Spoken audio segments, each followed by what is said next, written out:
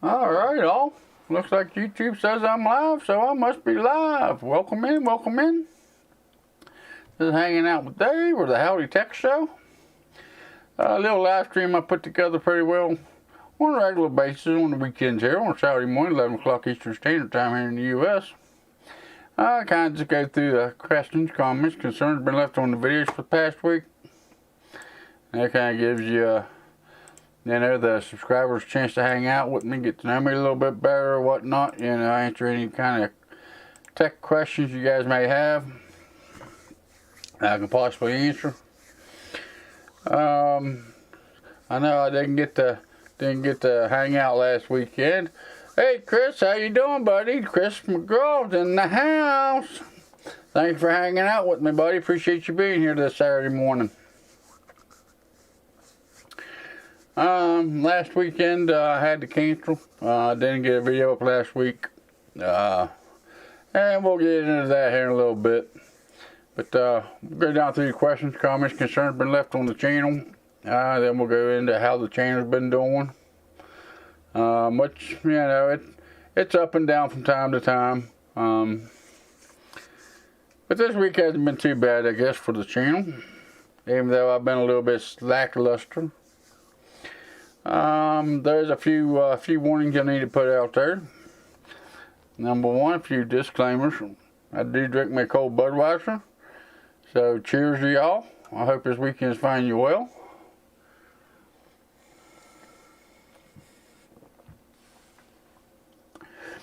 Doing good, buddy. I'm glad to hear that, Chris. I'm glad you're doing well. Glad your family's doing well. The other disclaimer is I do have a little bit of a foul language to me. I do drive truck by trade when I'm able to do so. And my language ain't always the best. So, you may hear a little bit of foul language. May hear a little bit of cussing. I try not to do this, but it does slip out from time to time. If the drinking or the cussing offends you too bad, or you don't think it's appropriate, or whatever your beliefs is on that, maybe this ain't the right live stream for you. There's a little red X up there on the corner up there.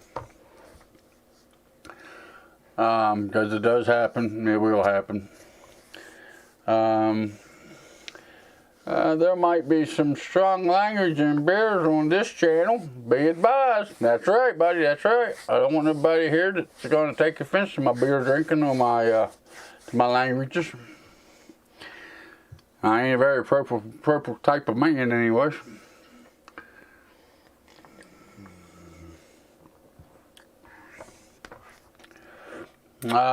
English language.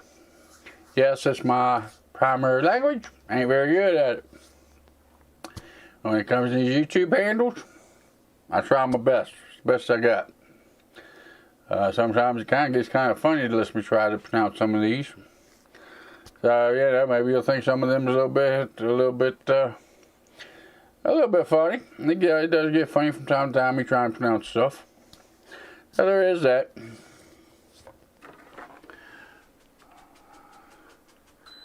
Sorry about if you guys hear the AC in the background, but it's a little bit warm here in the house this afternoon. So there is that. I'm gonna try to keep the noise down off of it. Try to keep it elevated to where you don't hear it too bad. Personally, I have coffee, but have a cold one, buddy. I will do, buddy. I'll have several cold ones. No problem with that one.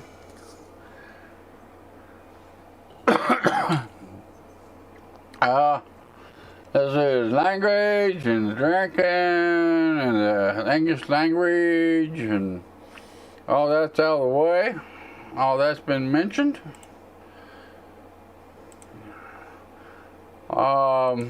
This week we're probably just going to do a Q&A. I'm going to go ahead and cover this before we even get into the Q&A this week. Last week there wasn't a video done, and there wasn't a live stream last week. On the, what was it? Yeah, on the 16th, I went in and had a hip replacement. So yeah, that's why there wasn't a live stream last week, and that's why there wasn't a video last week. It's kind of hard for me to sit at any given position for too long of a period of time to try to get anything recorded or to do anything like this. This week will probably be a little bit of a short one. I don't plan on doing no gameplay this week.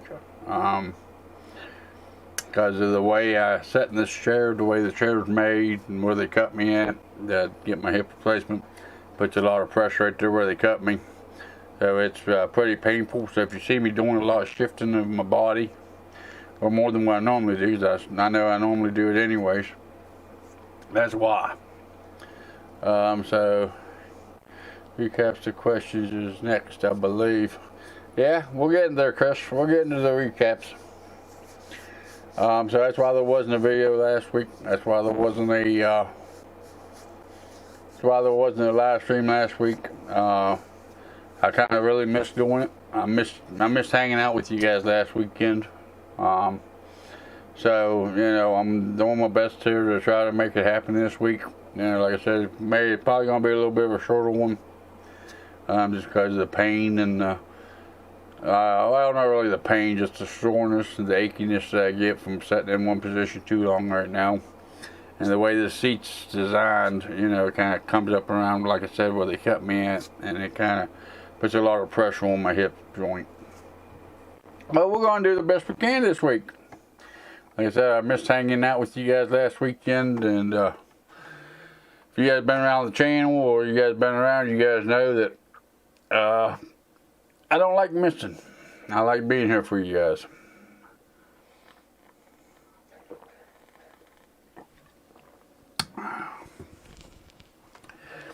When it comes to the overclock questions, everybody wants me to tell you exactly what to type in to get the max performance out of your computer components.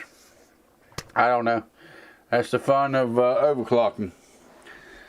You know, even though if I had the exact same components, I wouldn't be able to tell you exactly what numbers to put in, because it's called the Silicon Lottery.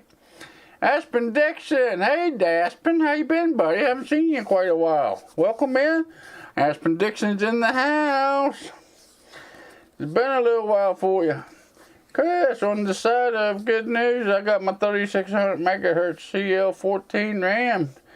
16 gigabyte kit. That's good, that's good. 16 gigs is pretty good, especially 3600 megahertz speed. Cast Stage 14 is pretty good kit of RAM. With them speeds and that low latency. Glad you decided to stop in today, Aspen. It's been a while, buddy.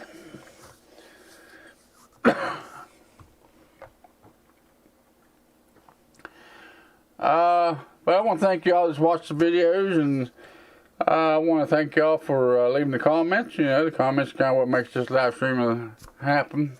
You know, I appreciate all the support. You know, I know a lot of you watch my videos every week that I put out, even though it don't concern you. You know, for the guys that jump in here on my live stream, throw a little bit of cash my way, really appreciate that. You know, people that buy the merch through the link in the description below, you know, really appreciate you guys that do that. You know, yeah, I know we got a very small community, but it seems to be pretty solid community. You know, there ain't a whole lot going on with it. There ain't a whole lot of bullying or anything like that, you know, so I'm kind of happy with the community that is being built.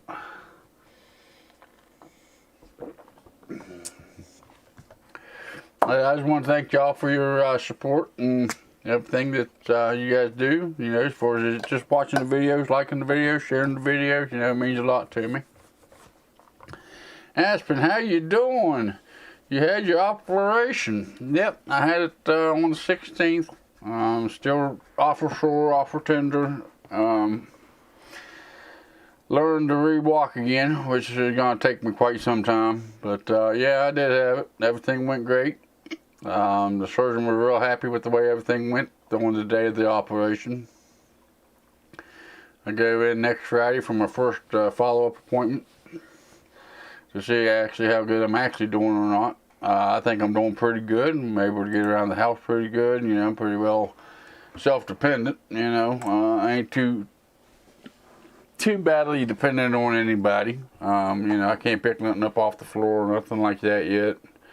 I can't actually sit in the bath. You know, I gotta take a shower with just the water running down over it. I can't scrub that area of my body, you know, stuff like that. But yeah, I'm getting along pretty good. I'm kind of why there wasn't a live stream last week and or a video last week, because it's kind of hard for me to sit in one chair for that long period of time to be able to do something like this. Which I don't know if you're watching earlier or not. That's why this week's gonna be a little bit short. Probably won't be no gameplay. This Q&A. I just want to make sure, you know, I want to get back out there and do what I need to be doing, especially for the channel. Corsair Vengeance LPX 3600. That's a nice kit of RAM right there. Very nice kit. Corsair Vengeance LPX. That's that low profile stuff. That's good. That's a good set of RAM.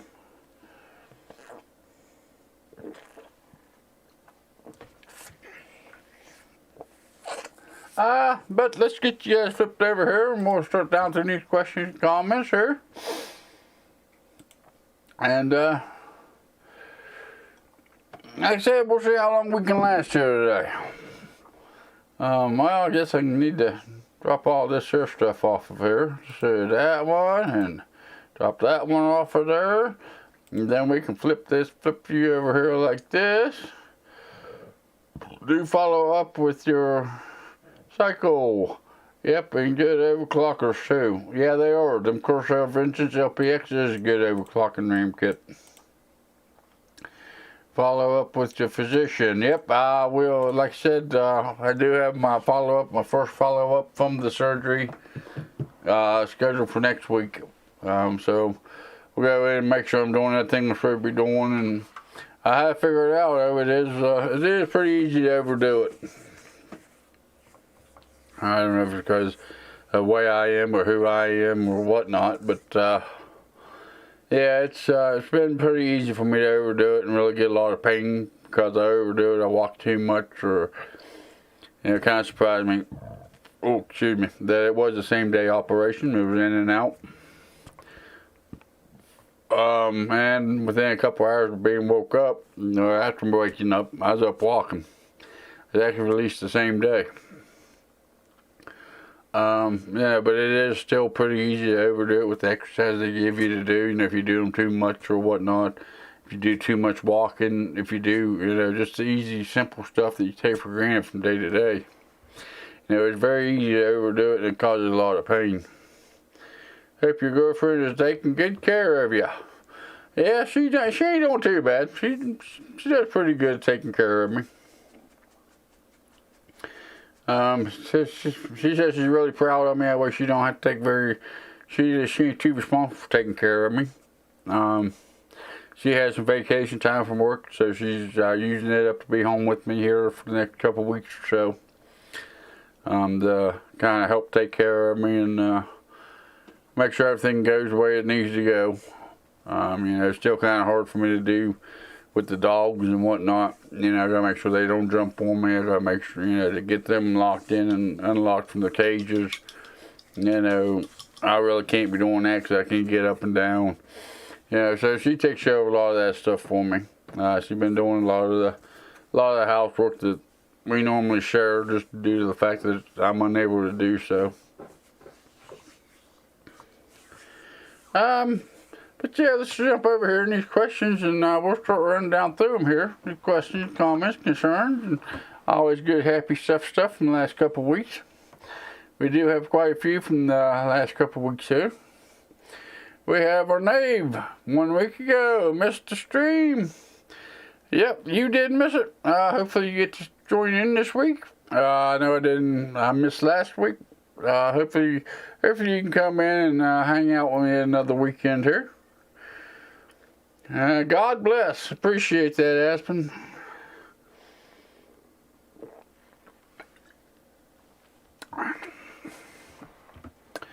So hopefully your Nave there. It's been a while since they've been able to join us in the stream. Looks like they did go back and watch last week's stream, but they wasn't able to join us live, which happens. But hopefully they can come back and hang out with us. They used to be pretty regular with me. They're on the stream. Next we have Adrin FF 1 week ago. How to update the BIOS on the Gigabyte B450i ORS Pro. Would that update already support the Ryzen 5 5600G processor?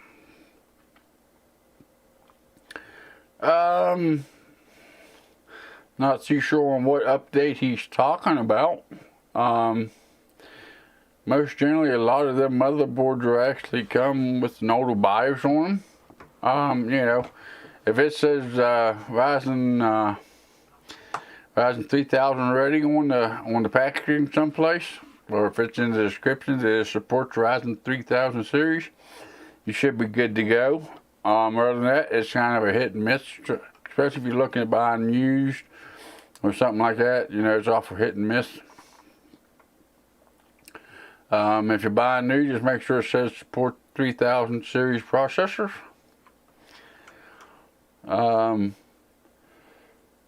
But I'm not too sure on which updates you'd have to get up to that one to be able to support the 5600G. But if you want to go straight out of the box with you, know, make sure it says Ryzen 3000 series compatible. We have Metrix, I guess we pronounced that 1 week ago. How to update the BIOS on the Asrock B450 Pro 4.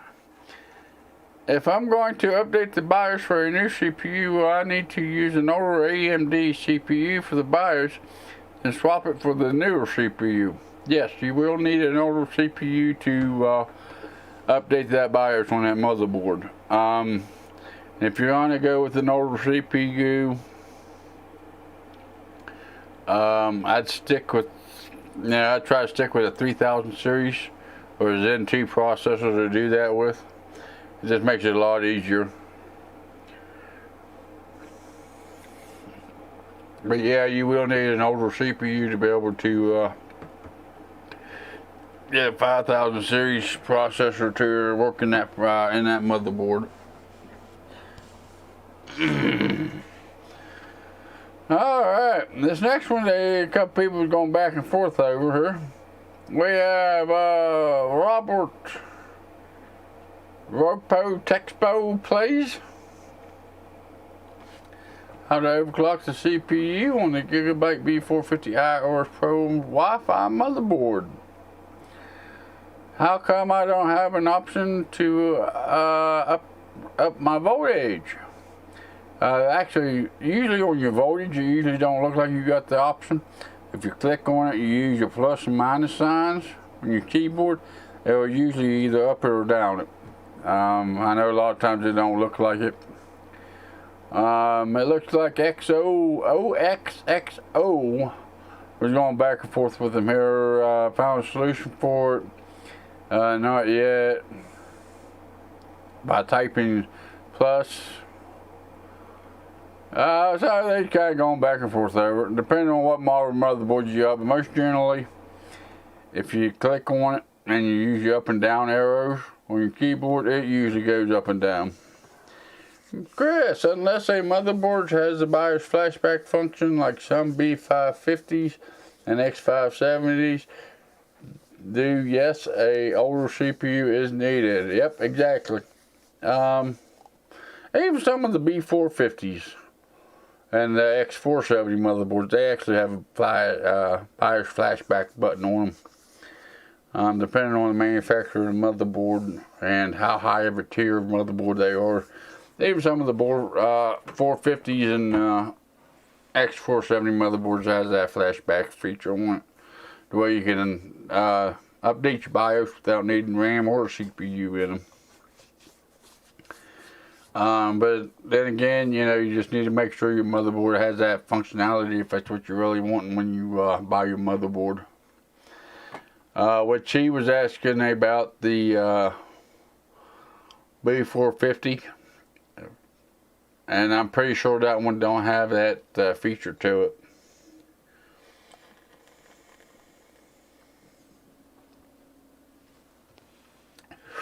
Yeah, the higher model tiers is the X470's got it, yeah. Yeah, it kind of surprised me they actually started putting them on the B550s when the other B550s came out. But again, it'd be stupid not to, because, you know, they knew going into it that you're going to need to update the BIOS for these CPUs. Let's see here. Best $600 gaming PC build in 2021. Brian O'Boy. 1 week ago. Hey Dave, any tips on installing a new SSD on a PC build over a year ago? No SSD was ever used in the initial build. Worried about transferring contents from my C drive to the new SSD. Thanks. Excuse me.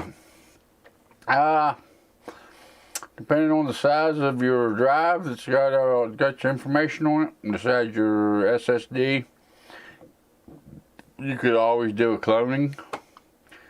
Do a clone if you want all the exact stuff moved from one drive to the other. Me personally, with a new build, I recommend doing a new install of Windows. And that's mainly because of the drivers. A lot of the cookies, or whatever you want to call them, the back files that pile up into Windows over the years, which is only about a year old, so there shouldn't be a whole lot of that going on. But there is going to be a lot of files transferred with a clone that you probably really ain't going to need.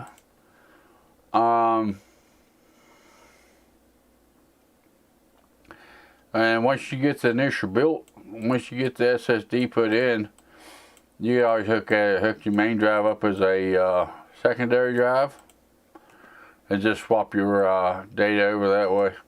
That'd be my best opinion to you. Like I said, you know, even with it only being a year old, I'd recommend a new install of Windows instead of a cloning. Looks like Chris McGraw got back to him there. There was a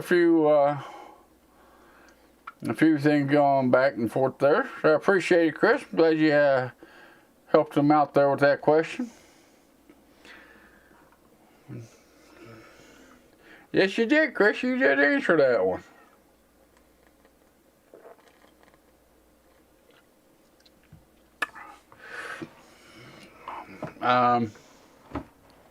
Like I said, you know, you could clone the drive from one to the other. Me personally, as a personal opinion, I would rather have a fresh install of Windows and then do your personal files. Just my opinion. Yeah, which is only a year old, so there shouldn't be a whole lot on the drive that you shouldn't need or you shouldn't want. The other thing is, if you have one available, hook up to a UPS, an uninterruptible power supply. You know, because it sounds like you're going to be doing a lot of your personal files and stuff like that, you know, as far as photos and stuff like that. And if you're in the middle of transferring your photos and stuff like that, and stuff happens, you know, you may actually end up losing a little bit of it. So I definitely try to hook up to UPS if possible. For switching from an HDD to an SSD, it is fine since never driver is needed unless it is an NVMe sometimes. Yeah, I mean, like I said, you know, it's just a personal preference. You can always clone it, or you just transfer the files whichever way you prefer to do it. To me, I don't know, maybe it's because I do so many new systems. You know, all these different builds you see me build here on the channel, I use the same SSD. Yes, I do have brand new ones laying around. I do have brand new ones that I can put in these builds. I use the same SSD. But every time I put that SSD into a new system, I completely wipe it out. I reinstall Windows. Because of the drivers, because of the motherboard drivers, because of what the motherboard may or may not have compared to what the other motherboard may have or may not have. You know, it could actually affect the performance of your machine.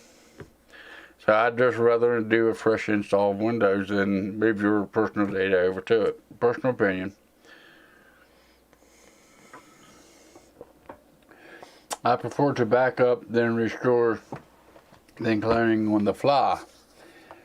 That can cause lots of issues, and a backup and restore wouldn't give you. Yeah, of course, being in computers,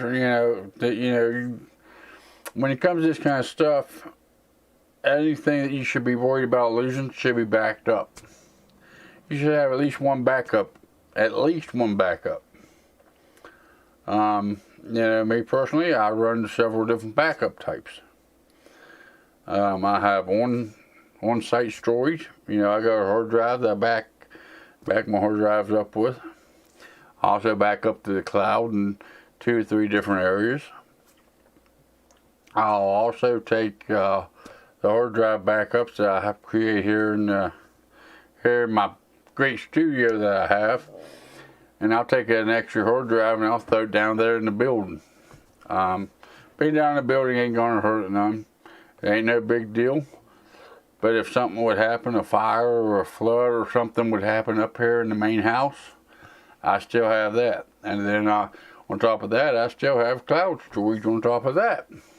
So I know my main important files or documents or whatever I think is that important is going to be that safe.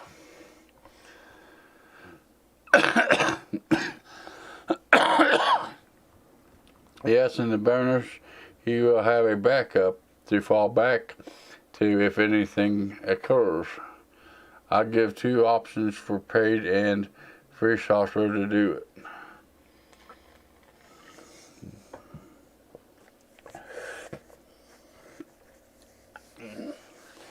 I have a hard time with the free software to do it.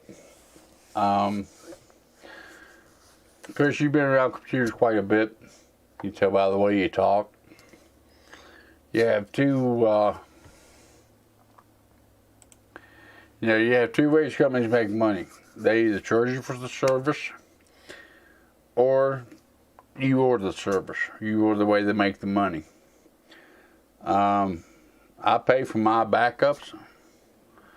I don't, when somebody asks me my opinion on what's the best software to do backups and this and that, I tell them it's going to cost them. I don't even tell them about the freeware or the free ways of being able to do it. I tell them the best way to do it is plug a hard drive into SSD into a SATA port and a USB 3 port. Get your information onto that hard drive, take it off site. Put it in the bank, put it, in your storage unit 20 miles down the road, whatever, just get it off site. The free stuff, I have a hard time finding myself to depend on the free stuff. I know there's a lot of them out there. Are they all bad? No. I'm not going to say that all of them are bad, but I don't trust them. And either way, if it's a free software or a paid software, they're out to make money.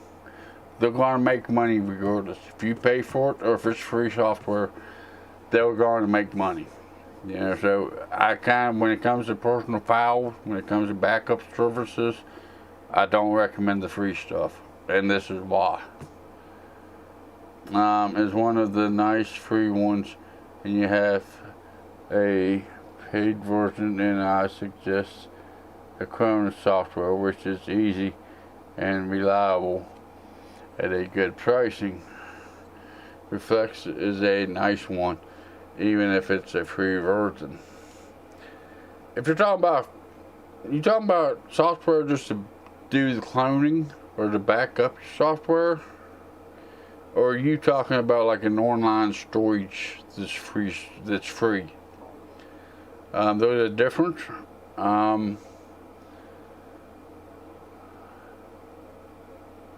There is free software to do your cloning with. Yes, I am old school. If you know anything about cloning software, I'm going to age myself. And I still have it on a USB drive here someplace. I still use, oh hell, what the hell's the name of it? It's one of the older models of cloning software. It's free. Clonezilla. Clonezilla? Sound familiar, Chris?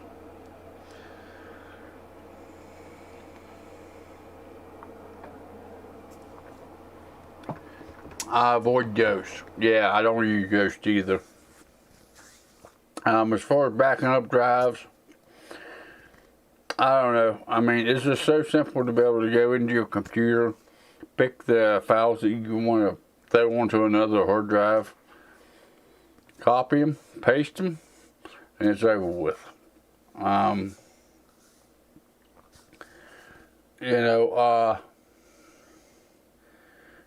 Yeah, I still use, like I said, I still use Clonezilla. I know I can't really say it with the way my teeth is, but I think you understand why that software is a load of crap. Yeah, Ghost is. I know I ain't saying it right.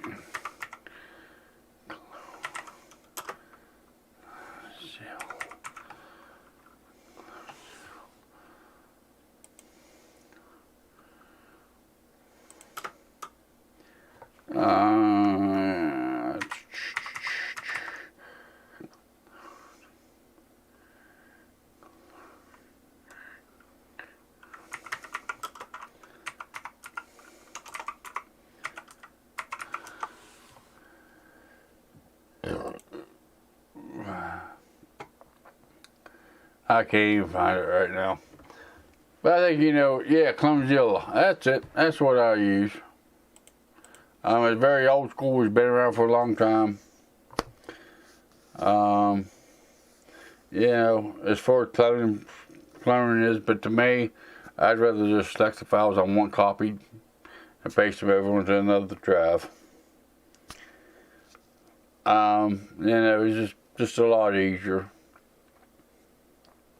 And it kind of surprised me, whenever I was working on computers constantly, and how many people actually don't have backups. I still get people today that contact me, hey, you work on computers, my hard drive failed. What can I do to get my pictures back? Send it to California.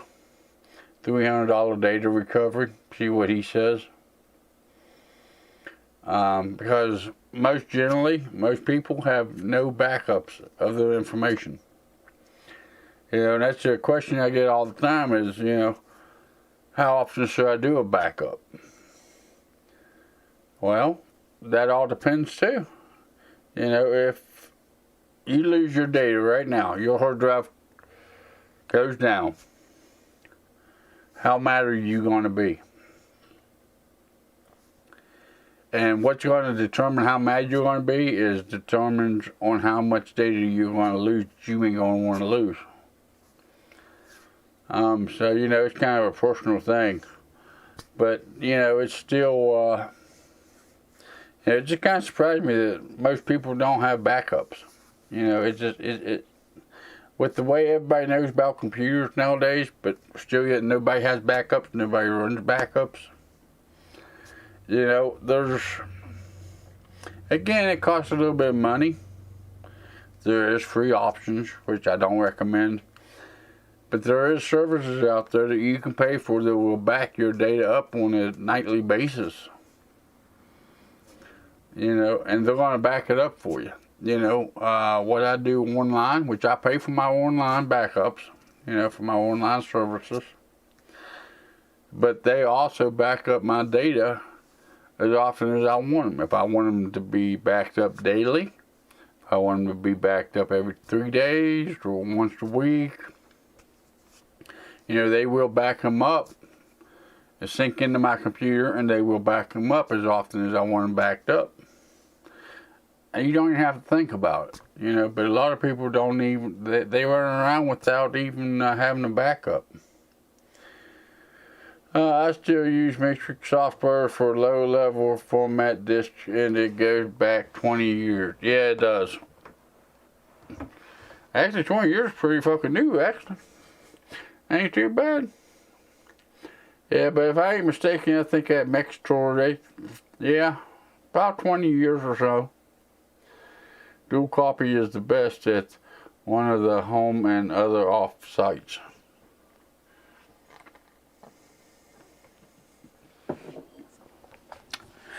Dual copy. I've heard of dual copy, but I've never used dual copy. Actually, one of the ones that you talked about before is the one that I actually use to do mine. And it comes free when you buy their drives.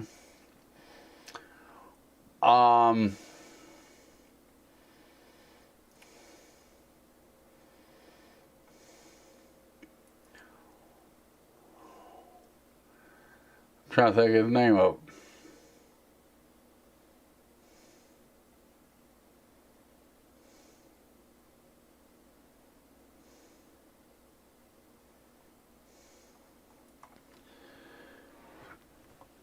Backups are good and take almost no space. Those allow to restore at any given point you wish to roll back to. Yeah. And you know, and it just surprised me that so many people out there nowadays that think they got MT Corners in the house. Hello, MT. Welcome in, buddy. I hope you're well today. Yeah, I ain't doing too bad today, buddy. I'm doing pretty good. I'm glad you could come out and hang out with me today.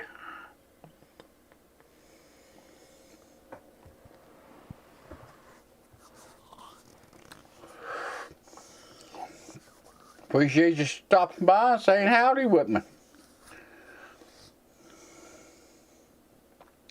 We are in the hospital this weekend. My wife just had her second son. Congratulations on that second son. That's big. Congratulations to you, buddy. Improving that family.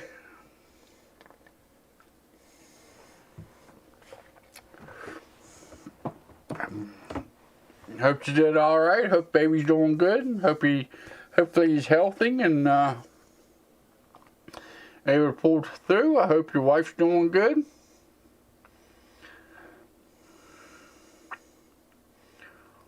Alright guys, let's jump back over here and we'll get back in these questions, comments, concerns here.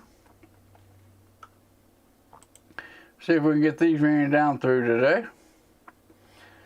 I appreciate that, MT Corner. Like I said, I hope your son and your wife's doing well.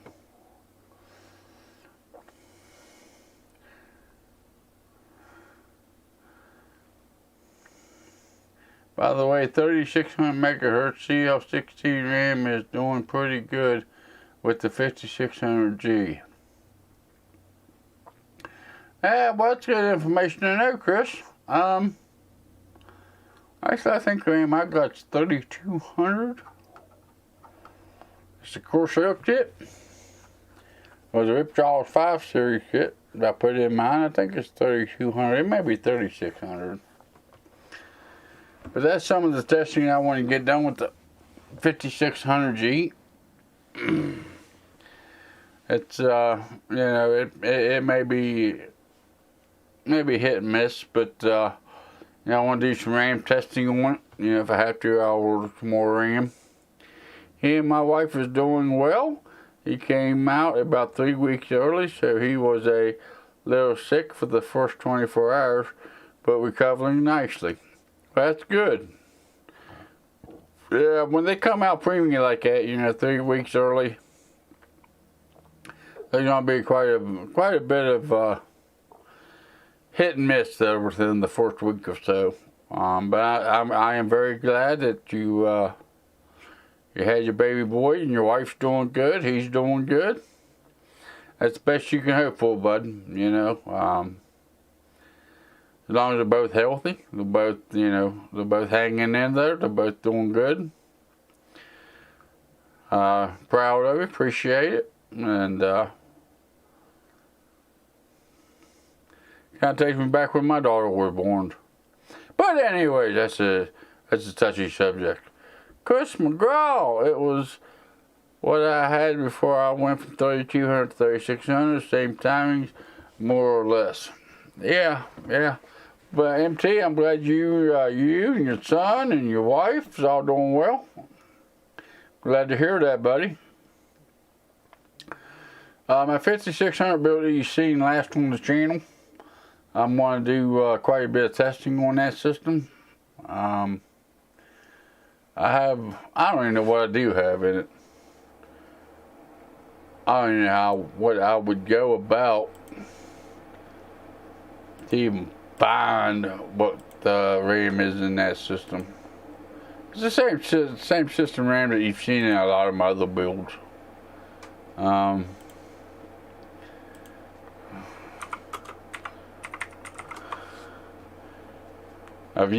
use this RAM kit in so many different stuff, it ain't funny. But I think it's 3200 megahertz, I think. I believe so. I believe I can fly.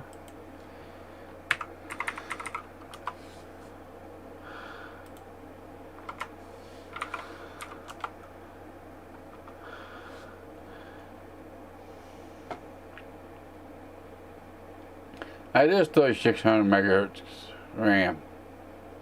So I am using 3600 megahertz RAM in the test bed. The system I just put together was 3600 megahertz RAM. Imagine that. I didn't imagine that. Chris McGraw, I believe I can touch the sky. Exactly. Is that what the next line is on that song?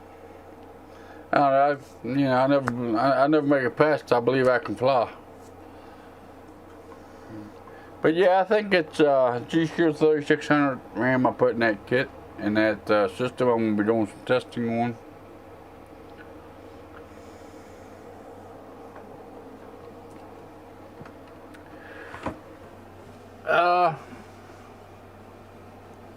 Which we'll get into some of that when we get on here with the Q&A here.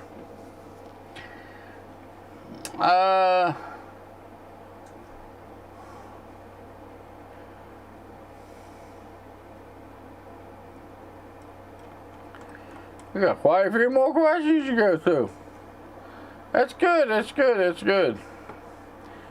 So we did that one. It's for Chris helped Brandon out. Alright. That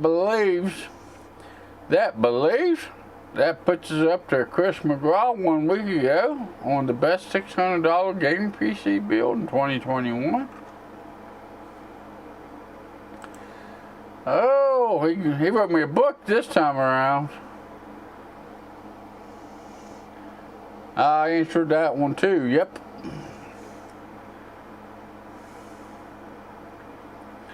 Oh, that was an answer to what he asked, what NK asked. Okay. Well, thank Chris, appreciate you helping him out. Looks like NK asked, I watched some benchmarks of the 5600G, the AMD FSR technology, and I think there is even a possibility to play some AAA titles at 30 to 50 frames per second. Personally, I would take the risk of getting an old second-hand dedicated GPU, 2700X, 2800X, something like that. Of course, it is not the point of the video or the idea behind the build. I get that you want to say I'm pretty impressed with the old 2700 4 gigs, 3 gigs. A friend of mine uses a gaming and their cards are available at decent prices at the moment. Might I see my broken ones on eBay too? Maybe they get old and now start to fail more and more. Greetings, and always nice to see some low budget build stuff.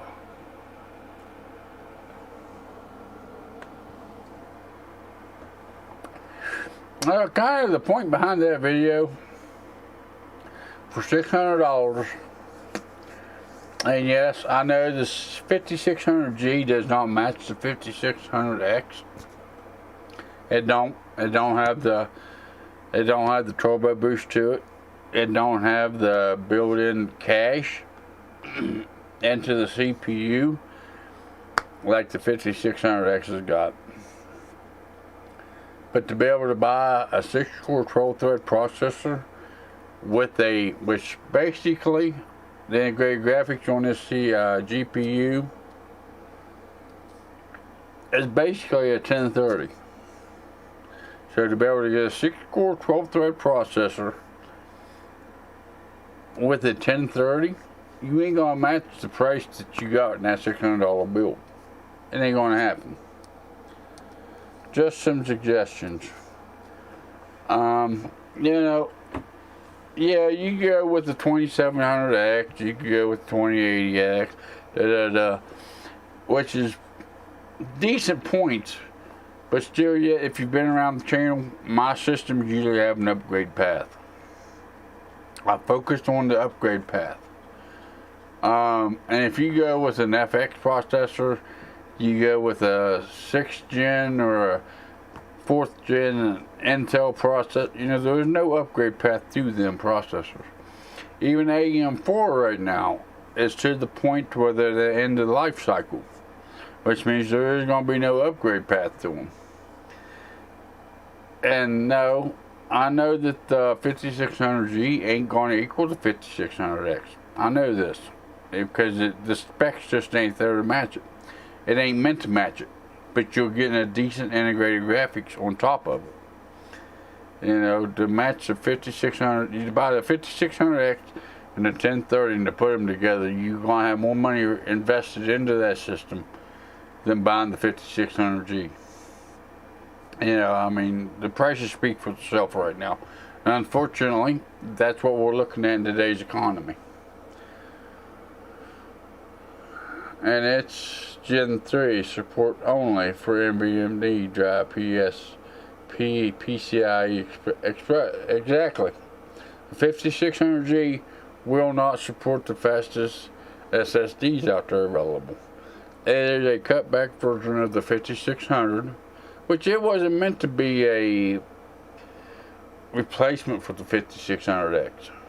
It wasn't meant to compete with the 5600X. You know, it's just, it's a good stopgap, and it's still a 6-core 12-thread processor. And once the prices come into check, so we can get a GPU, you should be able to match that with a decent GPU, to where you don't need to be upgrading your CPU just to get decent experience out of your new GPU you bought. Basically what it comes down to.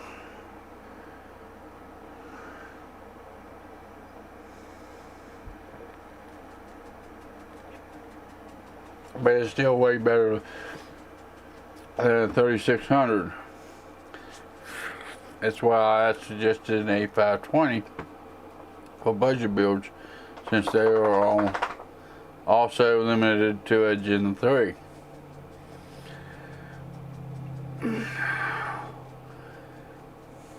Well, yeah, but no.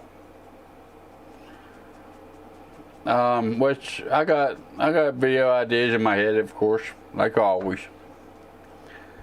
And yes, the A520 motherboards are overclockable.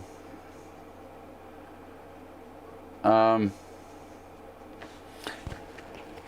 be right back, guys.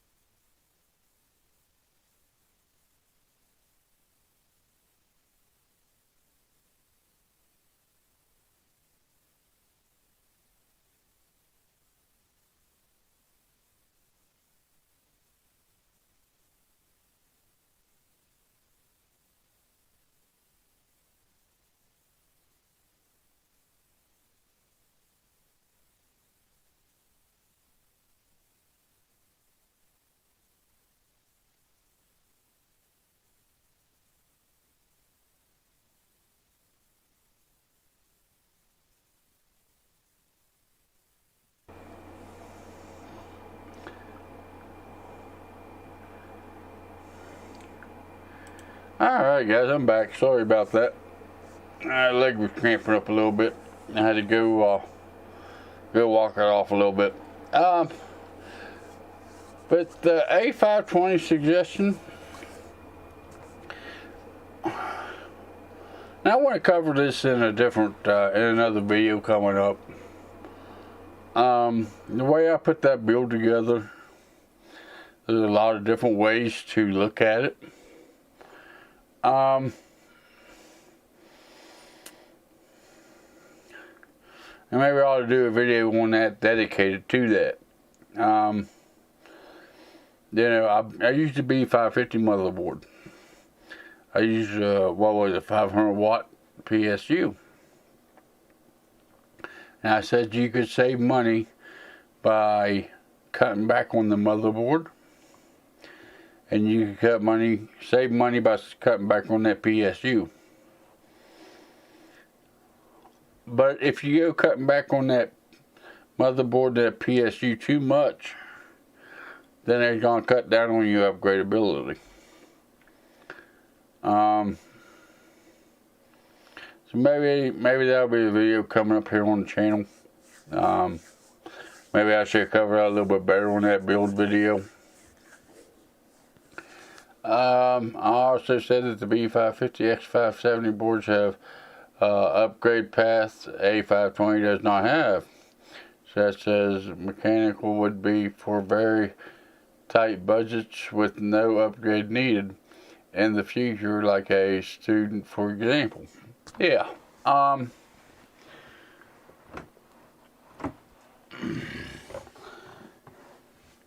know, and that's part of building your custom computer. You build it to what you need. You know, and I get questions quite often, you know, when do I know when to upgrade and all this and that. And maybe I'll do a video on that too, hell. Maybe I'll start a whole series on knowing when to upgrade and how to upgrade and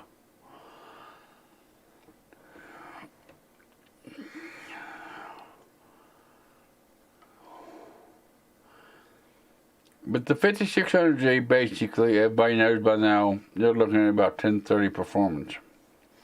AAA titles, it ain't focused AAA gaming.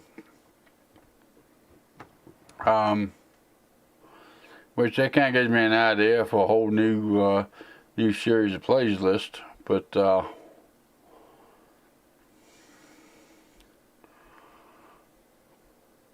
and there's ways you can save money on that. But you get to the point where you save so much money there was no upgradability. I don't know. I'll put some thought into that. But there really wasn't a question for that.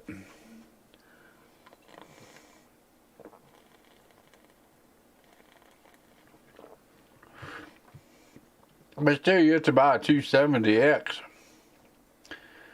Which I think he probably meant a 290X. You know, you still ain't gonna get the performance you're gonna get out of that APU. And then you have to go with a lot older processor to mix with it, and DDR3 memory.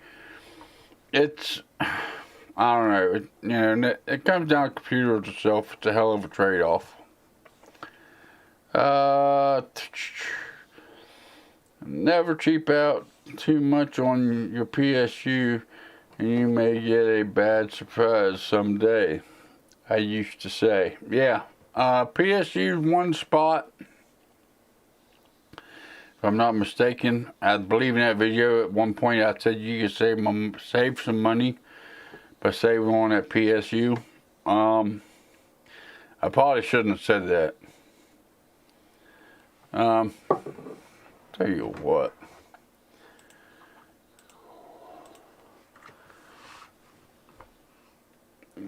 Computer components. I'll be right back with you guys. Don't go nowhere.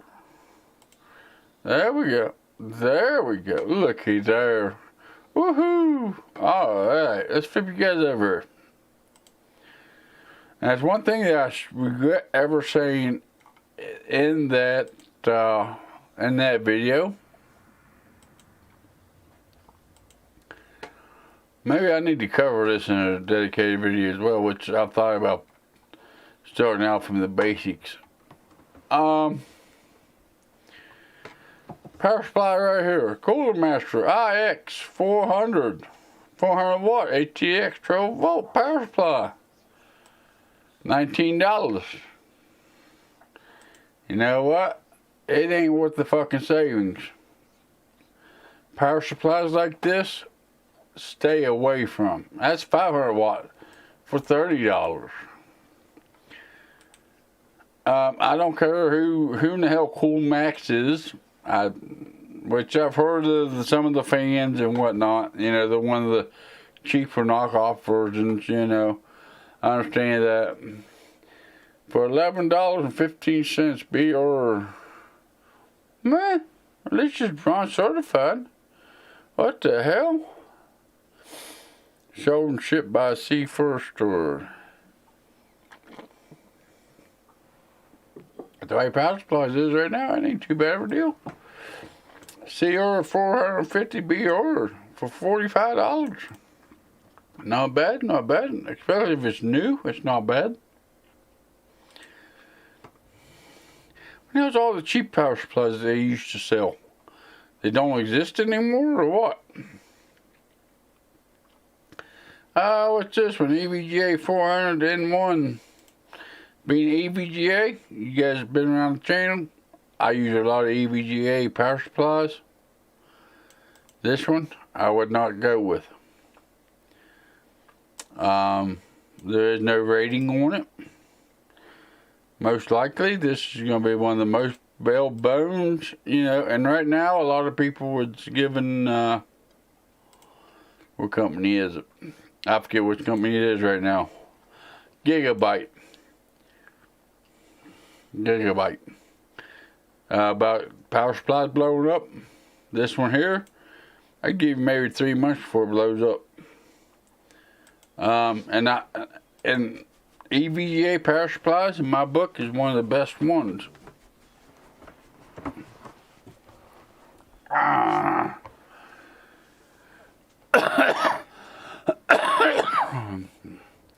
But I would not recommend putting this in the system. What else do we got here? Not features. I want lowest price. What else we got here? I mean, EVGA's taking over the minimum price or the the lowest price points. Hey, look, there's a Gigabyte talking about being cheap for $12.52 for 450 watt, 80 plus bronze certified.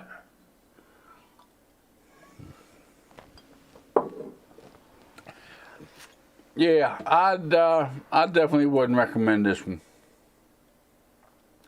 4 stars out of 30 reviews in stock. Yeah, I would definitely be very sketchy of it. You're right, Chris. Never go too cheap on your power supplies. Maybe I need to do a video on that as well. You know, maybe a video about, what you can cheap out on a little bit better than what I'd recommend on other components. What components you could cheap out on compared to other ones. One of the big places people spend way too much money is on the motherboards. If that motherboard has the features that you need at a decent price, why not go with what you just need for the motherboard? I don't know. Maybe I'll do something like that. PSUs, power supplies. I wouldn't go too cheap on a power supply. Case. Case is a good place to be able to save money. Even SSDs. You know, NVMe is a big thing now. You know, to get that extra speed, you need NVMe. You know, a lot of people talk about the DRAM or DRAMless. And it does make a difference. But I don't think it makes that much of a difference to really consider the price differences. So maybe I'll make some videos on stuff like that. Hey, look, I got 5 people viewing me. Welcome in. I'm glad y'all decided to join me on this weekend. But yeah, I don't know. Maybe I'm crazy, but really wasn't a question to that one to actually answer.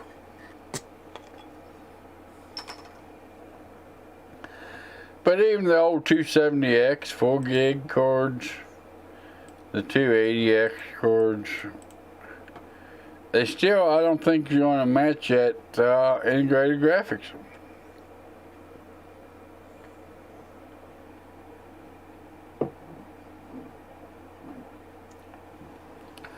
But again, if you're using an iGPU, you ain't going to be expecting to play AAA titles. Corsair FCX RGB Series 750 RGB 750 watt power supply bronze fully modular ATX power supply CPA. I got that one on Newegg for an APU build, and it's overkill. Well, the question is, Chris, is it actually overkill? That is the question. It's about 140 US on Newegg. I got the one on Newegg for an APU build, and it's overkill. You know, Chris, is it overkill? You bought for an APU build, but what that APU build is going to end up being? Are you going to end up throwing in a high-end graphics card? Are you going to take it and throw an extra 16 gigs of RAM? Or are you going to throw in a bunch of storage drives? Now, even though it's an APU build, it may not be overkill. 750 watt, that's better than what I run in my system. I run a 650 watt, 650 watt gold certified power supply in mine. You know, 750 watt, depending on what you plan on doing with the APU build in the future, it ain't quite overkill. And I think that's something that I did in that $600 gaming PC build that I was kind of rushed when I did the video, I admit it. But I didn't really say, okay, in this case scenario, you know, you may want to do this, you may want to do that. You know, I pointed out a few points to where you may want to save some money. But there's a lot of ways you could look at that build and say it's an incorrect build.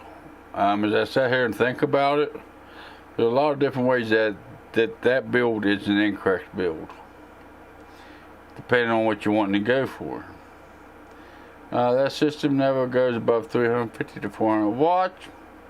Yeah, I got it for future proofing and the unicorn puke on it, and my daughter wanted it. Okay, we can justify that. The daughter's needs, that's all that matters, man. As long as you keep that daughter happy. You know, it goes back to that old saying, you keep your wife happy. You know, happy wife, happy life.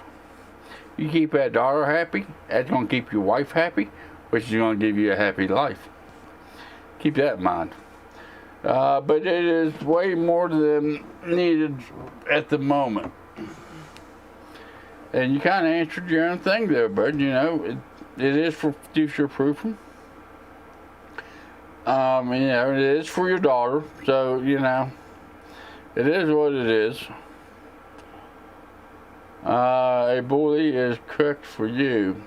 It's tailored for your needs, not everyone else with needs. Exactly. A build is built, especially when you're talking to DIY, you know, you build it for your own needs. And I kind of suggested in that video the best $600 gaming PC build in 2021. Even while I went with the little bit larger case, because I have other testing I want to do on this system. I could have went with the micro ATX case, which I mentioned. You know, you want to save a few dollars? Go with the Q300L. Nice little case. You know, you can see your components inside. You can get all your blingy or ARGB BS that you want. You know, but it saves you about 20 bucks on the build. Why I went with the case that I did, number one, is what I had on hand. And number two, there's other testing that I want to do with this system. But I gotta swap out that motherboard for a full-size ATX motherboard. So yeah, you know, that's why I went with a full-size motherboard, full-size case instead of a cheaper ATX case. Which I got an ATX case sitting around here. I could have went with an ATX. But with some of the testing I got coming up on this APU, I want to be able to install a full-size motherboard and compare it to the micro ATX motherboard. So, you know, I need that expandability. It isn't a one-size-fits-all. You can adjust to your needs. Exactly. You know, and like I said, you know, that is some of the reasons why I went with a full-size ATX case on that build.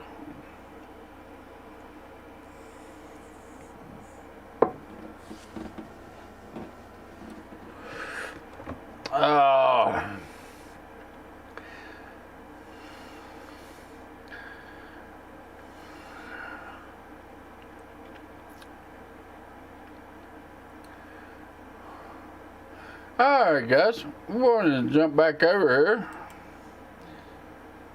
Alright Chris, I'm going to put you on the spot, Chris. We're going to go down through your comments here. What you left here on NK, which probably should have been a reply instead of its own comment. But that's alright, we'll forgive you this time. If no overclocking and only Gen 3 NVMe SD is to be used, some budget for A520s are a good option to avoid, as Asrock A520 cheaper motherboards like the A520 HDV from Asrock. The VRMs have no heatsink and their power delivery on these motherboards may be fine for the Ryzen 5600G and even the 5700G. But oh, wait a minute, I threw that in there. He didn't put that in there. Maybe borderline capability with the the VRMs limited to the board, which can handle a Ryzen 3 up to a Ryzen 7 at stock settings. But don't forget the Extreme OC, the GPU on this. The CPU may not boost as much as far as a decent B550 or X570 would with PBO enabled. Keep this in mind, an A520 chipset does not support Gen 4 PCIe, and the 5600 does not support it either, and it may make more sense to use a compatible B550 if you can get a good deal on a nice A520 motherboard. Also, most of those do not support RGB. You gotta have RGB, Chris. Oh, what the hell? ARG makes the world go around here in the computer industry, right? 2 8 gigs of DDR4 3000 is fine. 3200 will make much of an improvement, but 3600 will descend time will help a lot with an APU because of the shared memory of the iGPU. Low latency RAM like CL14 is preferred for an iGPU such as the one, but at the sub timelines, Boy, that's a tongue twister. Because a low case latency does not mean that the other 3 timings will be lower as well, and many even be worse than expected, mainly with all of the bits and switches going on right now. To save a few bucks, make the right optimization for choosing the importance to keep in mind. However, such a system would have limited upgrade paths for CPU and GPU. However, a nice B550 board may be a saver bet, but do not cheap out on the power supply. It's got 2 thumbs up. You know what, Chris? That's pretty good advice right there. I do agree. Stickers make PCs go faster too, not only RGB. Yeah, you're right, Chris. You know, all them, in your motherboard, you get some little stickers. In your RAM kits, you get some little stickers. And then the CPUs, you get some little stickers. GPUs, you get some little. You know, if you cover your case in them, you know, it helps with airflow. It puts more airflow through that case to keep your components cool. And it also helps with performance. If you believe that, I got oceanfront property right here beside me. I'll sell you. Which I guess don't make much sense if you ain't from West Virginia. But if you're from West Virginia, you understand where that comes from. If not, look up West Virginia and see where we're located at in the United States. And you'll see that there is no ocean anywhere close to my location.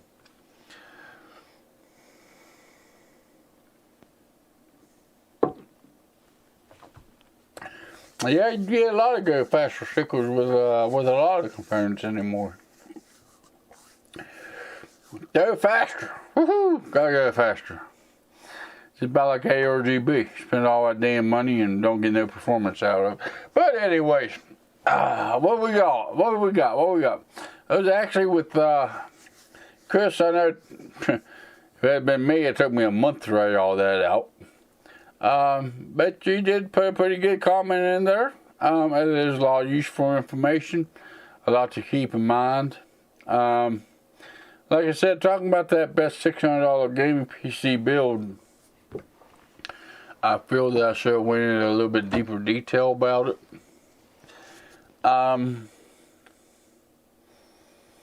I'm seriously thinking about putting a video out about it. About using that PC build and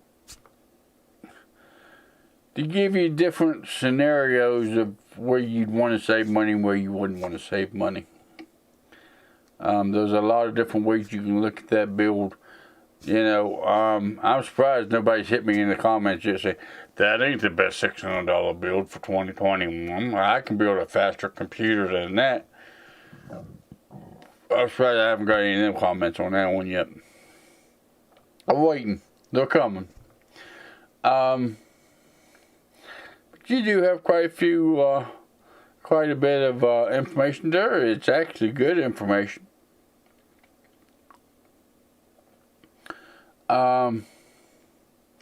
Depending on your needs and what you're looking for, you know, the 5600G is, from what my testing is so far, is a pretty good little processor.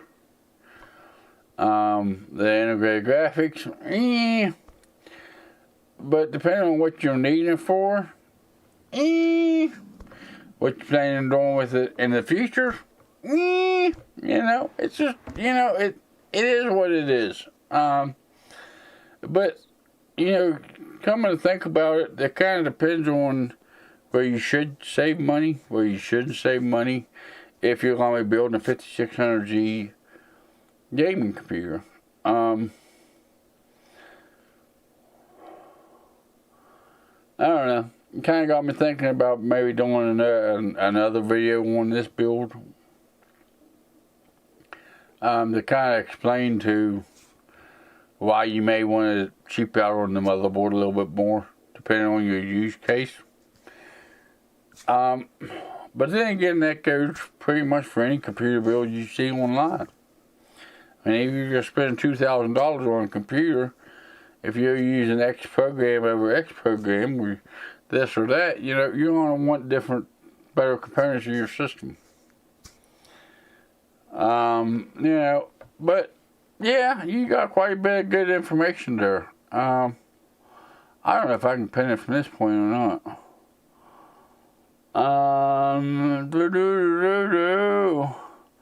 It won't let me pin it from this point. Maybe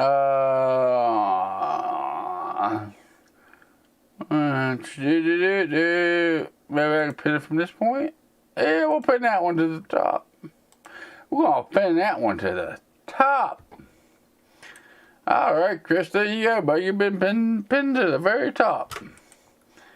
Now where the hell was I at? Now I'm lost. See what you do to me, Chris? Let's see, where was I at? Where was I at? There we go, NK, then Chris McGraw.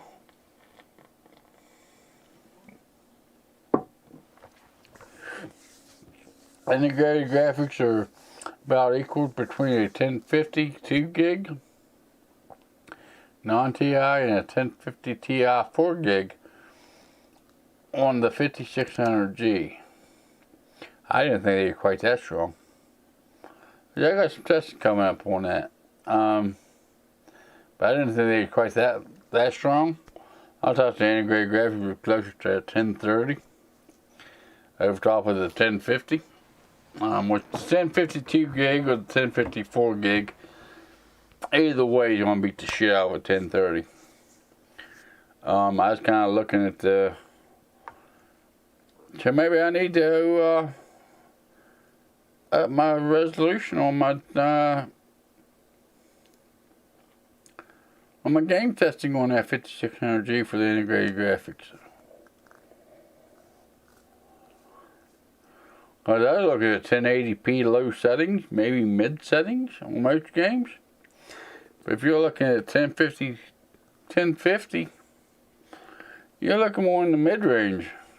At 2200 megahertz on the GPU, that is AMD 3200 megahertz RAM. Yeah, which I done looked up the RAM. I got 3600 megahertz RAM. Which will be the video coming up this week. Which will be everything stock out of the box. If you just build it with the 5600G using the iGPU, but overclocking that RAM. Because I know that iGPU is going to depend a lot on that on the RAM and the speeds of it. You know, I think it'll be pretty interesting on what my findings is. I spent most of the morning today downloading Steam, downloading Uplay, downloading Epic Game Launcher, download all these downloads you got to download. You know, and yes, I have a SSD that has all the games on them. And once I get these launchers downloaded, and I go through the criteria to make sure that it's my account, then I can point them to read them off of this hard drive. And then, of course, if the hard drive hasn't been used for a while, like this morning, it takes a while to update all the games. So you gotta love the gaming industry, right? But anyways, I thought it was more closely to the 1030 instead of the 1050. Which I've been working on the gameplay and the benchmarks for the integrated graphics. But the B550MA Wi-Fi has no settings to oversee the iGPU from the BIOS. There are 3 settings: auto, performance, and extreme. The board did not like the extreme, but the other ones is fine. B550M Wi-Fi. I believe that's the ASUS board that I actually messed up.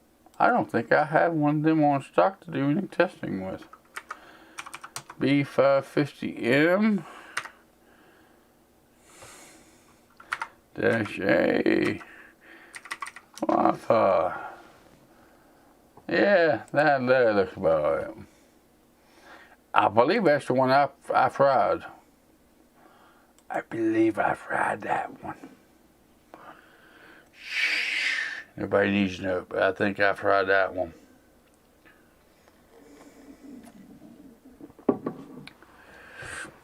Yeah, that's interesting. That thing don't have no settings to overclock the iGPU. Like I said, I believe I fried that motherboard.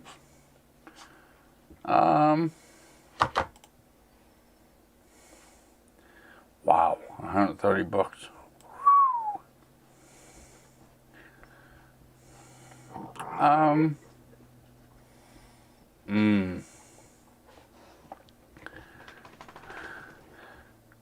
That is my daughter. My daughter's board, yes. And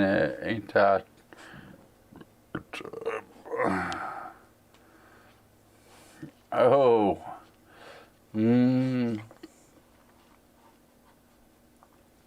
I may have to keep that in mind and see what's going on with that. I think that'd be interesting if a motherboard will allow you to overclock an iGPU, but not give you full control over it. I do have that motherboard, which I believe mine blew up. Yes, I did. No. If you've been around the channel, which Chris, you was around when I did that. I believe I blew that motherboard up.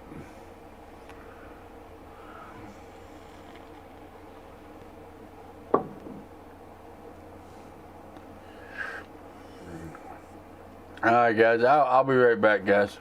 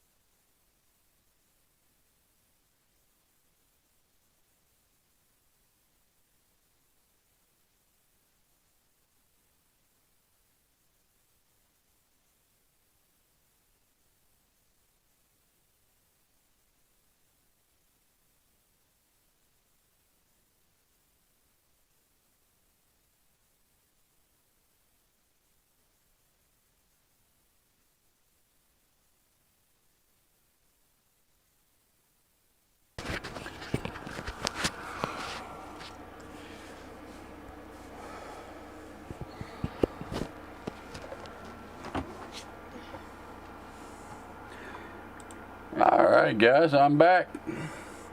Sorry about that.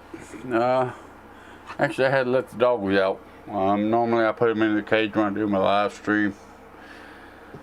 Fiance left the house and didn't lock them up. So if I wouldn't let them out, they'd been in here barking and growling and carrying on and making all kind of noise. So I had to pause the live stream to go let them out. I wish they were outside. They were inside the fence. They are safe. They are good.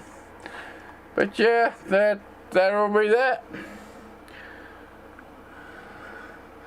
All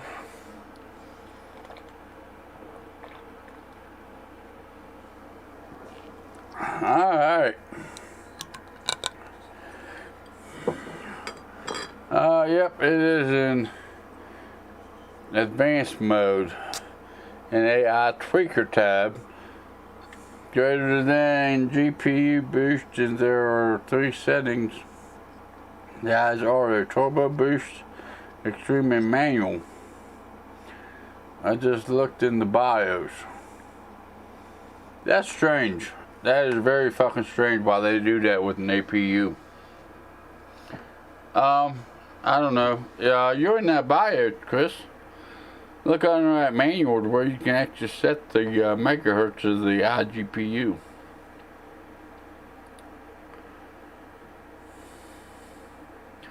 If I can't get that motherboard working again, maybe it'll be worth my I don't know. Maybe it'll be worth the time to actually, or well, not the time, but the money to buy another motherboard like that. I don't have that motherboard. Like I said, I fried it, but then again, my 3600 was fried, so I may have fried my CPU instead of my motherboard. So that motherboard may be good.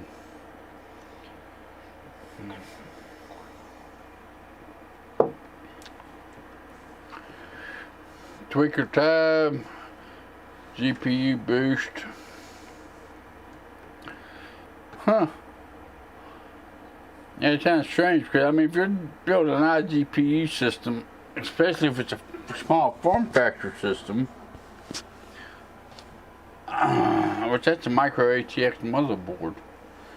Yeah, you figure they want to give you the best options as possible out of that GPU. Let's see here, what else do we got here? Try to get these questions and comments knocked out here. We have Padilla and Fly 1 week ago. How to update the BIOS on the Gigabyte B450i OS Pro Wi-Fi. Says, thanks, Uncle. Well, okay, you're welcome, niece and nephew, nephew and niece, or niece and niece, or nephew and nephew, or whatever you may be. More than welcome. Be right back. I'm going to look that up. Alright, Chris. Let me know what you find, buddy. We have Sanjunda Mavola, I guess. How to update the BIOS on the Gigabyte B450i OS Pro Wi-Fi. Says, thanks. You're welcome. I'm glad I could help you.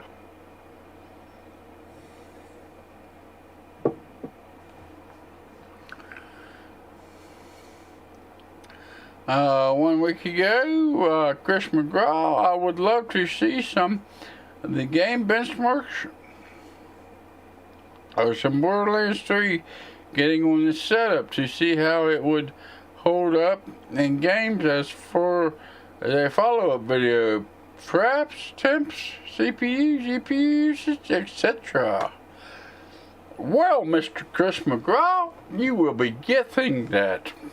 That will be coming up this week.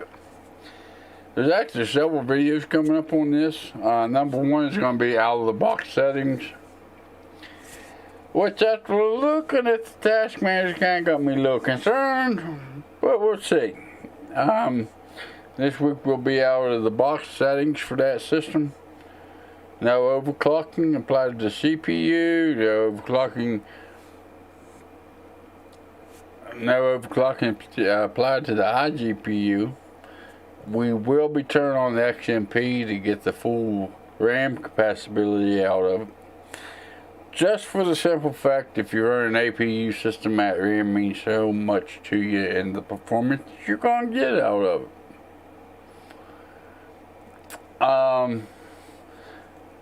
Borderlands 3, I can do that. I got that picked out as my AAA title to run on this system to see what kind of frame rates we can get it, what kind of frame resolution, which I'll get into here at the end of the Q&A. I got, for whoever's watching, I got a few questions about how you guys like to see the performance of the 5600G come across. Like I said, we'll get into that in a little bit.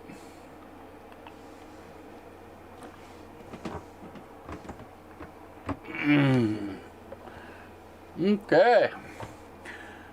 Next, we have Maxter 1878 1 week ago. That was on the post I put in the community feed. Sorry there will be no live stream or video for this week due to my hip replacement. And right now I'm having a hard time sitting here as long as I have. That's why I had to get up a few different times. I hope it went well and you're healing up quickly, mate. Well, thank you, Maxter 1878. I think I'm doing pretty good with the operation and healing up from it. Like I said, I go in next week to actually get a return visit with the doctor to see how I am actually doing, but I think I'm doing pretty good with it.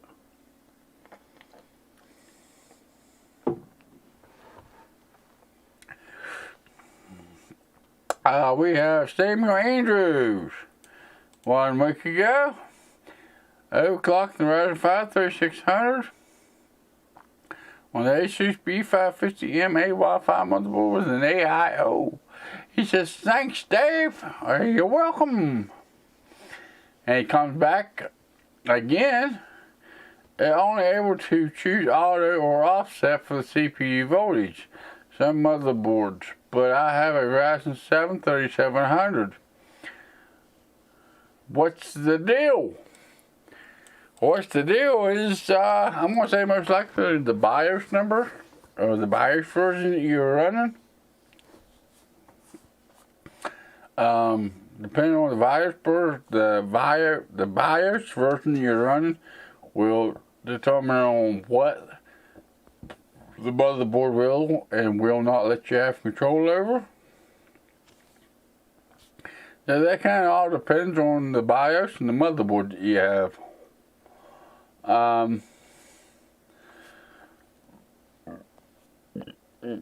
Excuse me. That'd be about the only choice I have. That'd be about the only thing I have with that. Auto or offset. And an offset is you do the offset. You know, if it's pushing 1.35 volts, you do an offset of add 0.12 volts. That puts you up to the 1.45 volts. You know, you have to do a little bit of a mathematical equation there, which if you're overclocking, it is all numbers. You know, it is what it is, you know, and if you have to do an offset, you do an offset. If I'm not mistaken, I believe in that video it actually gave me the offset choice. And I had to do the offset. I don't think it would let me set it to set voltage. I believe it made me put an offset in. Which, depending on what that motherboard does, I can't remember. It's been too long now. But I think it was hitting 1.45 volts, 1.5 volts.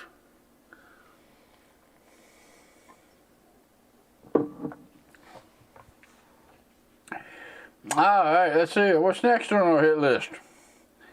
We have Jim Barnon 5 days ago. How to build in the PC. How to build a PC in the Cooler Master Hat XP Evo case. Do you think a 15mm 2.5-inch hard drive would fit in the SSD tray bay.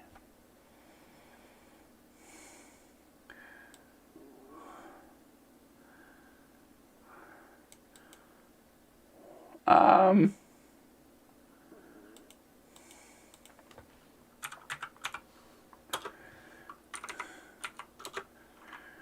uh, um,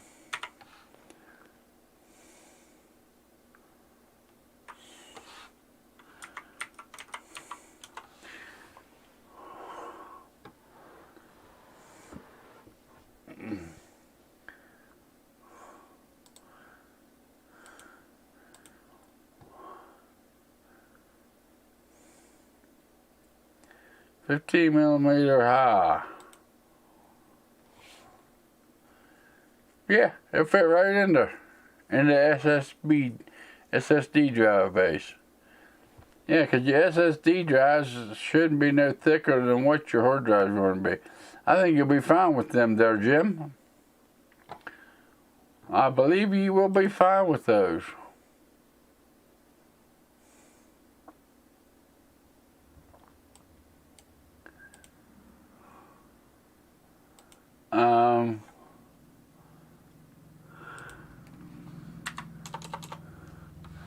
Same with the SSD.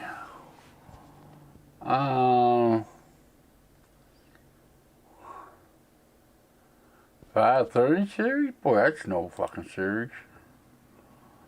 Man, I know these things are awful fucking slim. I think you'll be alright with a 15mm. I believe you'll be alright.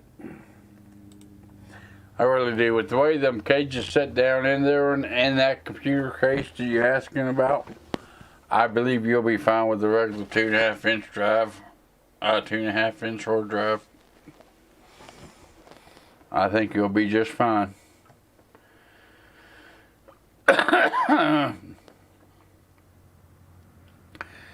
Matt, 5 days ago. How you doing, Matt? How to update the BIOS on the Asrock B450M Pro 4 motherboard. Amazing video, helped a ton. Saved and subscribed. Well, thank you. Thank you to subscribe. Thank you to the save. Appreciate it. Hope you found a lot of helpful information in that video, which sounds like you did.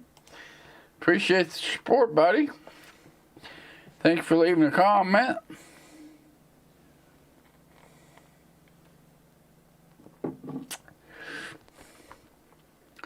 So we have Amran Peveds for the AMD, how to dedicate more RAM to the Ryzen integrated graphics on the B450M DS3H motherboard. Really helpful. Thank you. Thanks, man. Yeah, you're welcome. I'm glad I could help you. Alright, guys, I hate to do it, but I gotta go check on my dogs and get them back in the house here, so I'll be right back.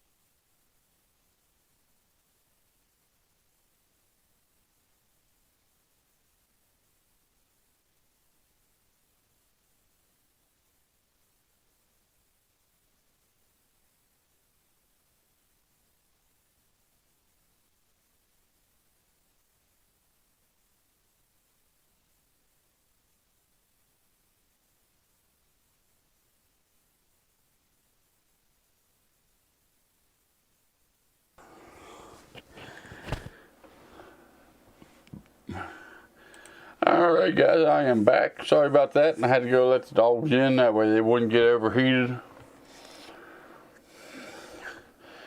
Chris McGraw, on the manual I have the frequency set, but there is only the auto settings and cannot change it. That's awful strange they'd cut that son of a bitch back like that.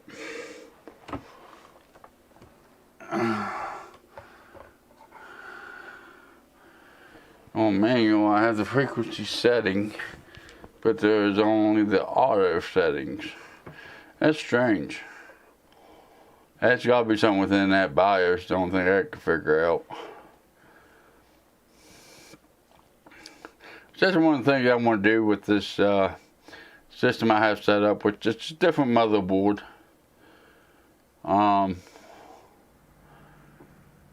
Maybe I'll take a chance and put one of my processors in that ASUS motherboard, see if I get it put back together. Get to work, see if I can figure out something with that. You figure especially being an ASUS motherboard. I mean, ASUS is known for the overclock ability.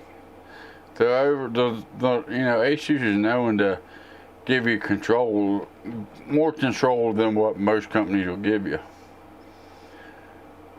Kind of strange they have you locked down at that.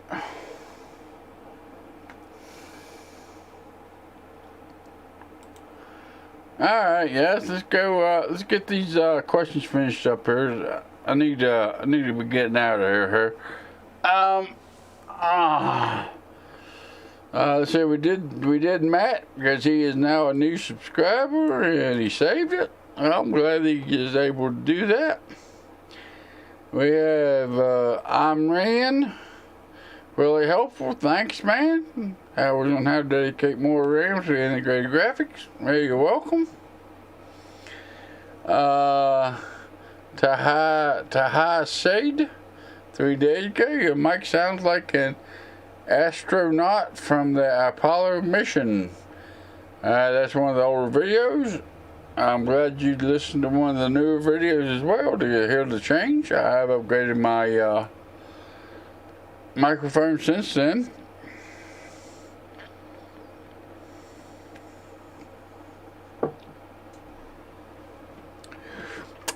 Cameron Sutton. How to update the BIOS on the Asrock B450M Pro 4 motherboard.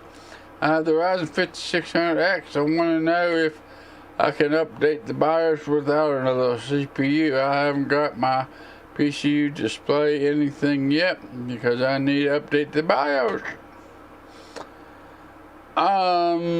Probably not. You probably need an older CPU to get that updated, I'm going to say. B450 Pro. I don't believe that has the flashback option on it. I think you have to have a CPU and RAM that will let the motherboard boot up, I believe.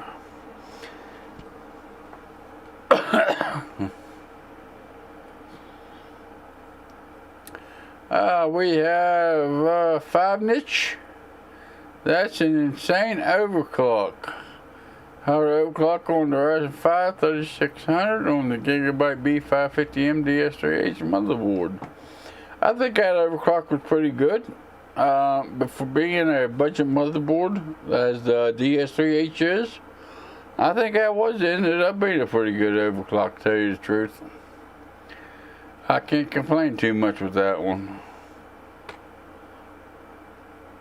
Let's say we have Adigna 2 days ago. How to update the BIOS on the Asrock B450M Pro 4 motherboard. Says thank you. You're welcome. We have Jim Banana again. Cooler Master Half Evo XB Evo hard drive upgrade. I'm totally confused since you never said what you had in the drive bays in your machine to start with. What is the 4-bay 2.5-inch drive cage? Are they full already? What can you use one of them for the SSD. What is the other 5.25 inch space below the I/O ports? I have the third 5.25 inch bay drive and the third removable drive tray from the IC dock that I installed for $19. I imagine you have DVD or burner in the top one. With 2 of those installed, you could have 4 5.25 inch bay drives, but no DVD drive. I will have to look at that and actually figure that one out. That one is definitely something I do not know off my head. Don't even know where he's coming from on that one. But thank you for the question and the comment. I will look that one up and I will get back to you on that one. We have turned on Tsunami 1 day ago. How to update the BIOS on the Gigabyte B450 DS3H motherboard. Thank you, sir, for your clear guide. I have the same motherboard with the Ryzen 7 2700X on it. Nice CPU right there. To Chris McGraw 2 hours ago. What you doing, Chris? Commenting on the live stream from last week.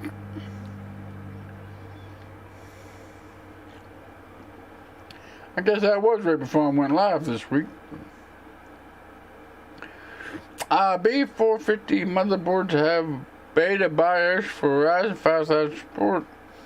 Some of them, but not all. If you have a board that does, you will not be able to flash your BIOS back to an earlier version in case your CPU is no longer supported, which includes all but Ryzen 3000, 4000, 5000 CPUs, and not sure about the APUs.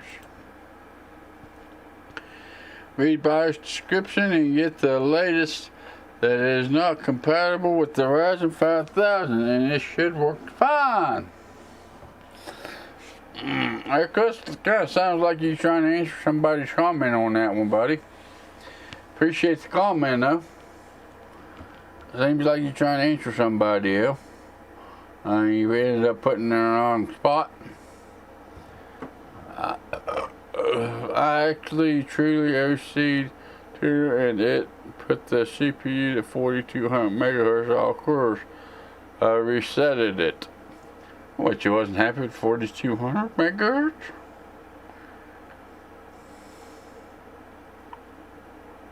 I'm assuming you're done with your $5600G system there, Chris. Sorting the buffer. Sorting the buffer. It says excellent condition. Says I'm buffering. Who else do we got here? 11C in the BIOS. So, well, pretty good. 11C. Not bad. Not bad. We can deal with that. I should have left it. Yeah, you probably should have. Yeah, you probably should. Alright, just go in and reset your XMP and yeah, have it done with. Let's see, 1 hour ago we have Rage. Well, I have the Gigabyte motherboard and I've changed my VRAM from 128 megabits to 1 gig. But when I go into Windows, it still shows 128 megabits. Please help.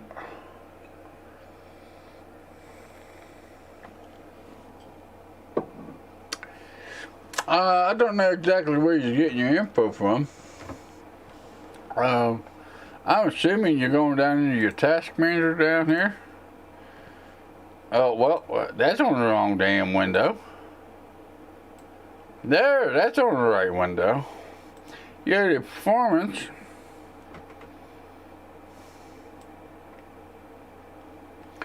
Uh, 128 gigs when you go into Windows. Well, this ain't an iGPU, so it ain't gonna show it. Bad system you use for this scenario, I guess.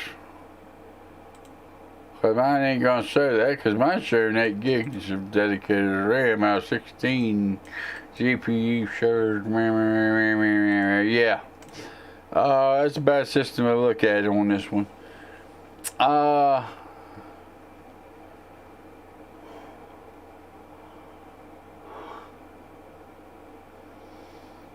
I'm not too sure on what to tell you. I'll have to build back together with the B450S3H motherboard, I guess. I'm not too sure on what to tell you on that one, bud. Sorry, Rage, but I don't really have a straight answer for you. Anything else? Anything held for review? We have Joey Grant 1 week ago. Automatically held. How to disable of a custom disassemble of a custom PC. Well, we'll prove that one. I don't know why that one was held for review, but that's a YouTube thing. That's a YouTube thing. Get used to YouTube, and that's what you get. There it is, Joe Grant, 1 week ago. That is an older video. I mean, that video was, yeah, back in 2015, 2016. But I still don't understand why it was held. It shouldn't have never been held. Not for something like that. But I think that'll do it for this week's video. For this week's questions, comments, and concerns. Let's flip you guys back over where you see my pretty face. If you have any questions, comments, or concerns, any you want upgrade advice or PC advice or anything like that, throw it over there in that little chat window. I think that's the right way, but that's the right way for me. Maybe it's that way. Hell, who knows? Throw it over there in that little chat window, whichever way it may be. And I will answer to the best of my concerns, the best that I can. Let's see how the channel has done this for this past week. Shall we? Yes, we shall. I want to thank you all for the support. Appreciate the comments you guys leave. You guys that come in and hang out with me on the weekends like this, I really appreciate it. It means a lot to me. The guys that come in and throw a little bit of money my way. The guys go in and buy the merchandise I have available on the site, which is linked in the description below. Really appreciate that as well. You know, for the guys that leave the comments, you know, it's kind of what makes this live stream possible every weekend or when I'm able to do so, which I try to make it every weekend anyways.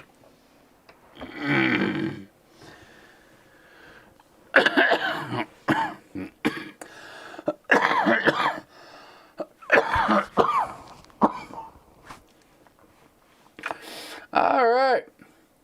I want to thank you all for your support. You know, you guys come in and watch my videos every time one goes up and really don't concern you or ain't really what you're looking for. You still come in and watch. I really appreciate that. The likes and the shares that you guys support me with, yeah, it means a lot to me. It means a lot to YouTube, you know. Really appreciate the support. It looks like for the past week, we got 7 new community members. Welcome in. Welcome in. Glad you all found the channel. Glad you all decided to hit that there subscribe button. And yes, that's low compared to what we've had. But it really don't matter to me, guys. You know, I enjoy what I do. I enjoy helping you guys. I enjoy coming in here and hanging out with you guys on the weekends, you know. So, you know, yeah, it'd be nice to see the community grow a lot faster. It'd be nicer to see 1 million subscribers. And it'll come in time. And hopefully it comes in time. But if it don't matter to me.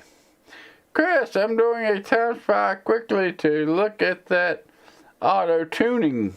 That's good, buddy. Let me know what your results is on that. Because I'm actually going to be doing a time spy on my machine. And it's going to be fresh out of the box. The only thing I want to do is enable XMP profile. And the only reason I want to do that is because everybody knows an APU depends on that memory.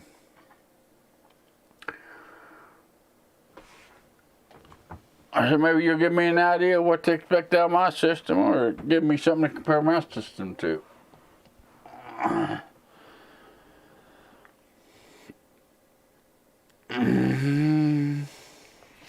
But alright guys, I want to welcome in the new community members. I'm glad y'all decided to hit that join button. I'm glad y'all that y'all did come through, and like every week, you know, we'll go back through and answer the comments when I get a chance to do so. I will type back to them. And the ones I wasn't too sure on how to answer, I'll go back and do some investigation to type back to them. I know this week it was quite a while on the Q&A, just due to the fact that it's been 2 weeks since I've been able to do one. Which I guess that happens when you take a week off, huh?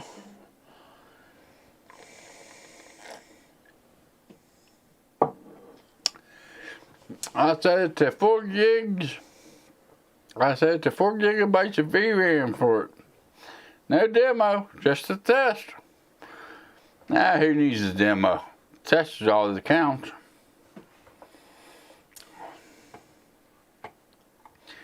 But that's going to pretty well wrap up for the Q&A.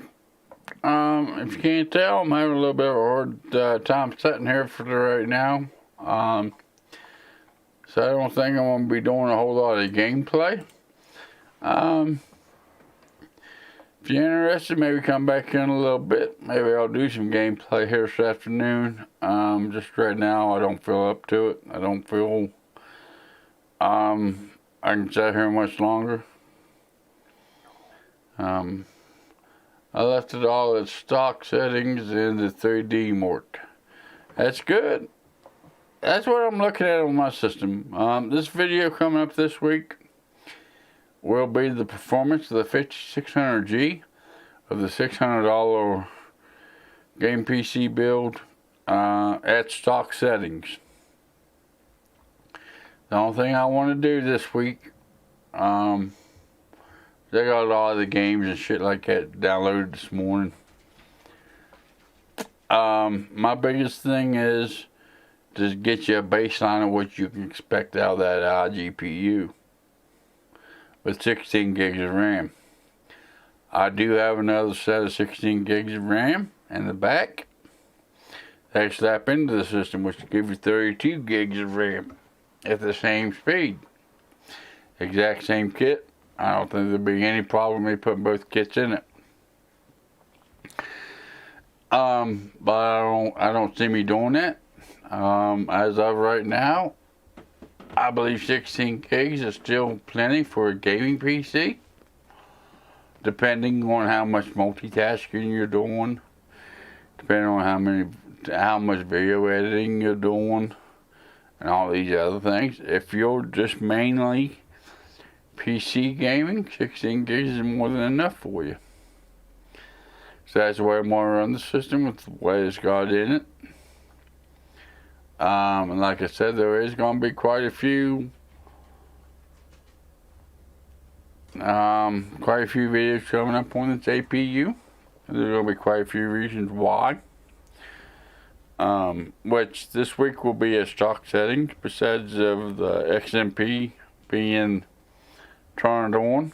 Rather than that, everything else is going to be stock settings. I do have another motherboard I want to put in this system to test this APU with.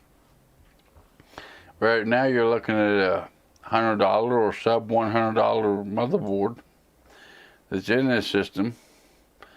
I have a motherboard back there that's a $200 motherboard. Is that $200 motherboard going to give you the performance to equal that $100 cost? Is it going to actually be worth it? You know, it's questionable. You know, also I have some better cooling here here that I can put onto it, better than the stock cooling solutions. Which I want to do to see if I can get better performance out of it on said motherboard. Being the cheaper motherboard or the more expensive motherboard, if it makes a difference, which I believe it's going to. Because it's going to be pretty well based upon the CPU to do its own overclocking. So is it worth putting an extra $100 in that motherboard? Is it going to be worth putting another $50 in that CPU cooler to be able to keep that APU cool? You know, that's just some of the stuff that you have to look forward to coming up on the channel. There's going to be quite a bit of content on this APU. I ain't going to deny that. Chris, the only thing I didn't like about the board is the thermal throttle limit is auto at 115 cc. I set it to 90 in manual. Yeah, especially with ASUS. ASUS is a damn great board for overclocking, but they do kind of set their limits on the heat a little bit high for what I like. And they set them a little bit high for even what AMD suggests. So that's definitely a good thing to do. Go in and set them thermal limits down a little bit. I don't know. Hell, as this live stream goes on, I keep coming up with more and more ideas for videos. But, yeah, no, that's good for the channel, right? Alright.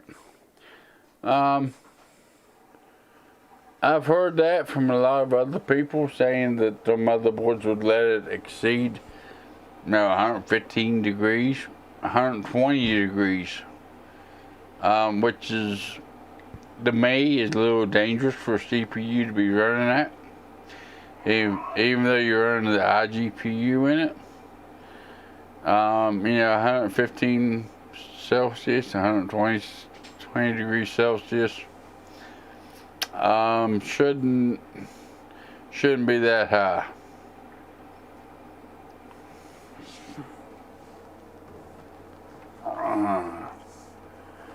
Alright guys, I can't handle this much longer, guys. The way my legs are feeling and the way I'm feeling it here.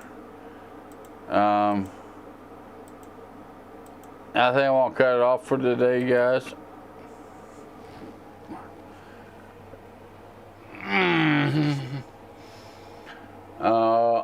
Got a little bit of pain going on here today. If you like this kind of content, make sure you go down and give me a like. If not, there's that dislike button. There's also a comment section below. I go through them every weekend here on my live stream like I did today. If you really like this kind of content, maybe hit that subscribe button, turn on that notification bell where you're notified next time I put out a video. I go live here on YouTube. Also, I'm on Instagram and Twitter. I don't kill your inbox, but I do put up photos of new stuff I have coming in, give you an idea of what's coming up on the channel or what you can expect.